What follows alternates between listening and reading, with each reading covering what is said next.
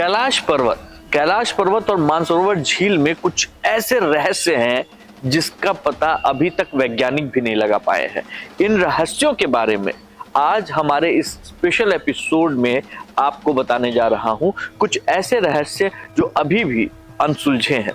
मैं इस समय नेपालगंज में खड़ा हूं। मैं जिस जगह पर हूं यहां से ठीक 5 किलोमीटर की दूरी पर वो एयरपोर्ट है जहां से प्लेन्स उड़ती हैं कैलाश मानसरोवर के दर्शन के लिए। आपको वो जगह भी दिखाएंगे और आपको दर्शन भी कराएंगे, लेकिन सबसे इंपॉर्टेंट चीज उन रहस्यों के बारे में बताएंगे जो आज भी वैज्ञानिकों के लिए भी अनसुलझी है। हर महादेव।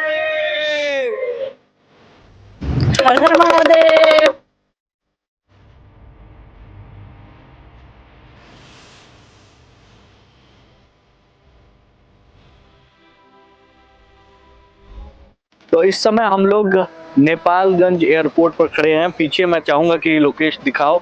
नेपालगंज एयरपोर्ट पे खड़े हैं। बस यही वो जगह है जहां से आपको कैलाश मानसरोवर के लिए फ्लाइट्स मिलती हैं जो कि आपको कैलाश का एरियल दर्शन कराते हैं। कैलाश के आसपास कोई दूसरा बड़ा पर्वत नहीं है। कैलाश अपने आप में अकेला बड़ा पर्वत है। कैलाश के एक तरफ उत्तरी ध्रुव है, दूसरी तरफ दक्षिणी ध्रुव और बीच में है हिमालय।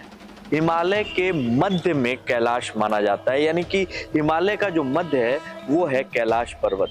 वैज्ञानिक आज भी इस चीज को मानते हैं कि हिमालय के मध्य को कैलाश कहा जाता है, कैलाश माना जाता है। कैलाश पर्वत की बात करें तो कैलाश एक विशाल पिरामिड नुमा पर्वत। आम बोलचाल की भाषा में कहा जाए तो कैलाश एकांत में बसा हुआ एक पर्वत है जिसके आसपास कोई भी बड़ा पर्वत नहीं मिलेगा आपको।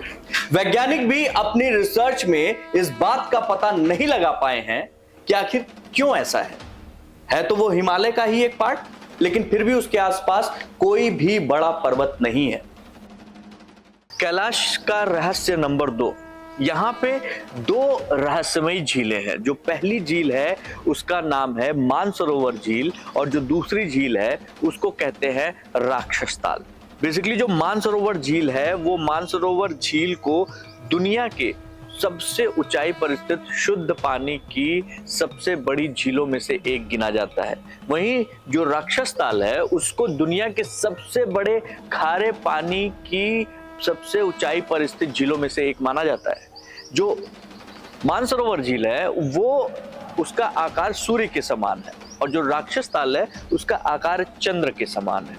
आज भी वैज्ञानिक इसका पता लगा नहीं पाए हैं कि ये दोनों स्वनिर्मित प्रकृति के निर्मित झीलें हैं या फिर मानव निर्मित झीलें हैं। अभी भी इस पर बातें चलती हैं, इस पे रिसर्च चल रहा है, लेकिन अभी तक पता नहीं लगाया जा चुका है।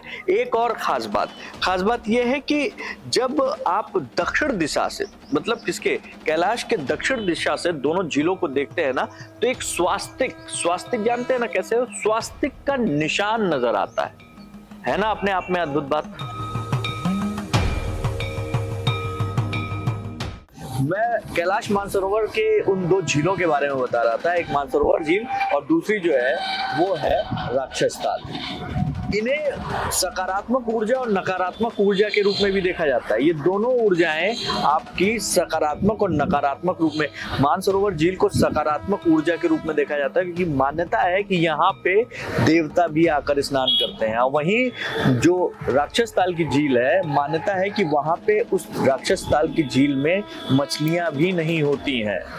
नकारात्मक ऊर्जा का वो एक प्रतीक है और सकारात्मक ऊर्जा का प्रतीक है कैलाश मानसरोवर की मानसरोवर झील। आपको इन दोनों, ये जो विजुअल आप देख रहे हैं ये मानसरोवर झील का विजुअल है। कैलाश के ठीक नीचे जो स्थित है मानसरोवर झील, ये उसका विजुअल आपके सामने, आपके उस पे दृश्य पे आपके दिखाई दे रहा है। कैलाश पर्वत के चारों तरफ अलौकिक शक्तियों का प्रवाह है जिसे केवल सिद्धि प्राप्त करके टेलीपैथी होती है। टेलीपैथी के माध्यम से वहां आसपास रह रहे आध्यात्मिक गुरुओं से संपर्क किया जा सकता है। ये एक ऐसा केंद्र है जिसे एक्सेस मुंडी कहते हैं। एक्सेस मुंडी इस नाम को ध्यान से सुनिएगा और रिसर्च भी कीजिएगा, गूगल भी कीजिएगा, आपको पता चलेगा। एक्सिस मुंडी अर्थात दुनिया की नाभि या आकाशीय ध्रुव और भौगोलिक ध्रुव का केंद्र। यह आकाश और पृथ्वी के बीच संबंध का एक बिंदु है जहां दसों दिशाएं मिल जाती हैं।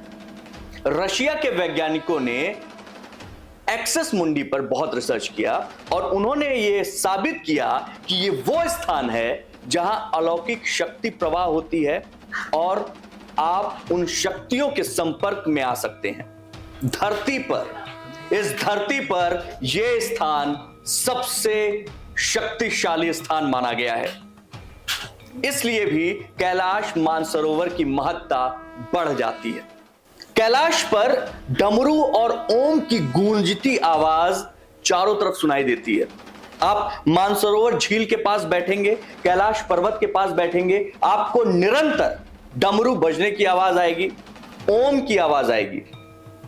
यह आवाज जो है, इसके लिए भी वैज्ञानिकों ने सर्च किया और अभी तक कोई पुख्ता तौर पर यह नहीं बता पाया है कि यह आवाज है किस चीज की। आपको बता दें कि इन आवाजों को जब आप सुनेंगे तो आपको लगेगा शायद कोई हवाई जहाज, कोई प्लेन ऊपर से जा रहा है, हवाई जहाज ऊपर से जा रहा है, लेकिन वो हवाई जहाज नहीं जा रहा है। कई बार जब आप ध्यान मुद्रा में बैठते हैं तो आपको वो आवाज साफ तौर पर सुनाई देती है और आप स्पष्ट रूप से ये सुन सकते हैं कि डमरू और ओम की आवाज आपके कानों तक पहुंच रही है। वैज्ञानिक अनुमान लगाते हैं, सिर्फ अनुमान लगाते हैं कि शायद ये आवाजें बर्फ के पिघलने की हो सकती हैं, लेकिन अभी तक कोई पुख्ता सबूत नहीं मिले हैं इसके। कैलाश का एक और रहस्य, कैलाश में 7 तरह की रोशनी दिखाई देती है।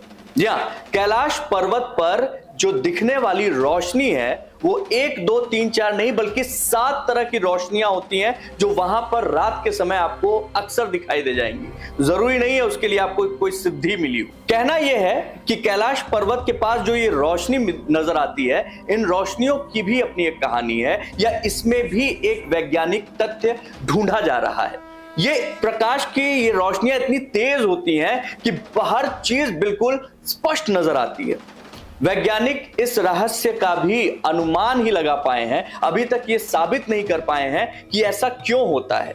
ऐसा इसलिए होता है कि चुंबकीय बल आसपास बहुत ज्यादा है इसलिए है, या फिर कोई ऐसी ऊर्जा जिसकी वजह से ये सब कुछ हो रहा है। अभी भी इस पे सिर्फ अनुमान लगाया जा रहा है। कैलाश का एक और रहस्य यह है कि उसके आसपास आज भी हिम मानव घूमते हैं। कहानियां आपने बहुत सुनी होंगी कि कैलाश के आसपास हिमालय में हिम मानव अक्सर दिखाई दे जाते हैं, कहानियां सुनते हैं हम, लेकिन हिम मानव होते हैं, येती होते हैं। इस पे आज भी रिसर्च है, इस पर पूरा YouTube भरा हुआ है, इस पर गूगल भरा हुआ है।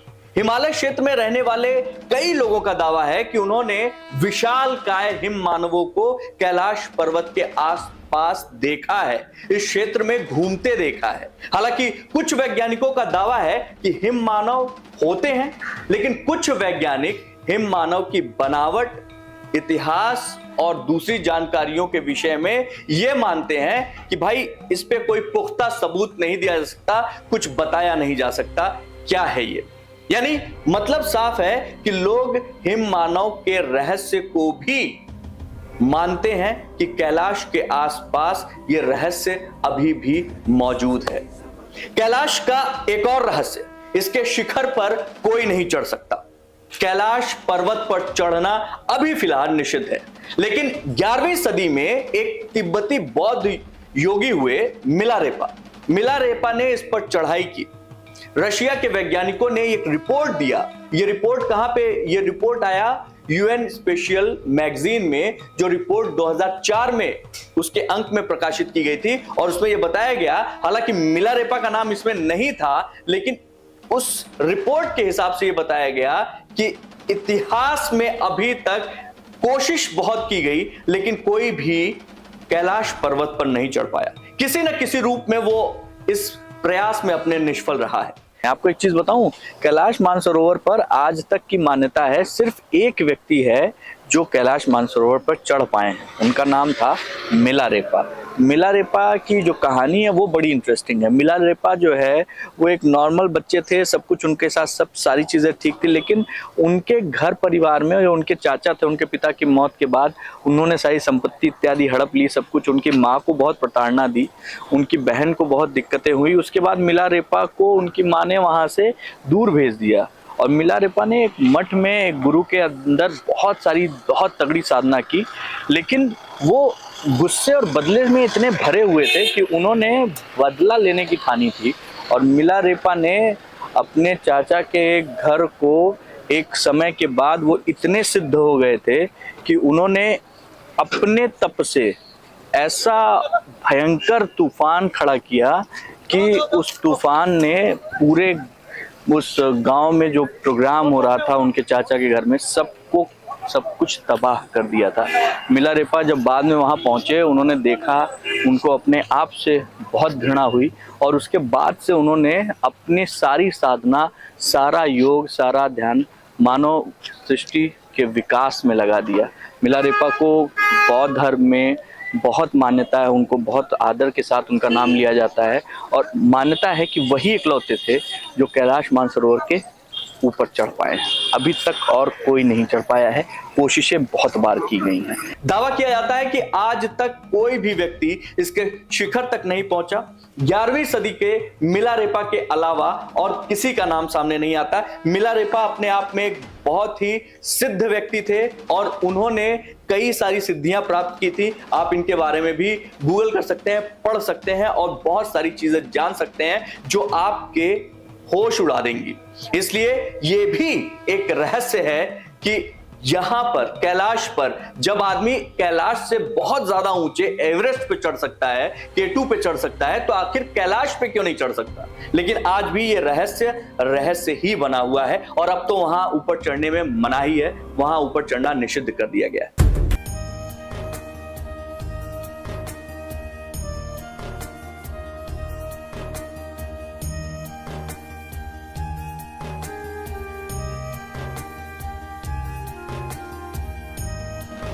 कैलाश से 4 नदियां निकलती हैं। जी हां, 4 दिशाओं से 4 नदियां निकलती हैं जो अपने आप में अद्भुत हैं। ब्रह्मपुत्र, सिंधु, सतलज और कर्णाली। इन नदियों से ही गंगा, सरस्वती और चीन की कई नदियां निकलती हैं। कैलाश के चारों दिशाओं में विभिन्न जानवरों की जो मुख है ना, उनसे इन नदियों का उद्गम होता है। जैसे पूर्व में देखेंगे तो अश्वमुख है, पश्चिम में हाथी का मुख है, उत्तर में देखेंगे तो सिंह का मुख है और दक्षिण में देखेंगे तो मोर का मुख है। और इन्हीं मुखों से आपकी सारी नदियां निकलती हैं। कैलाश पर्वत को भगवान शिव का निवास स्थान माना जाता है।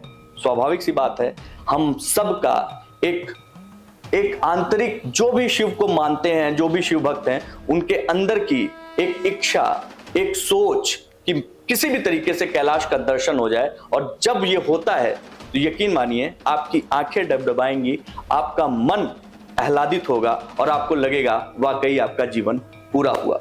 तो आज इस स्पेशल प्रोग्राम में बस इतना ही, फिर मिलते हैं। बहुत शुक्रिया।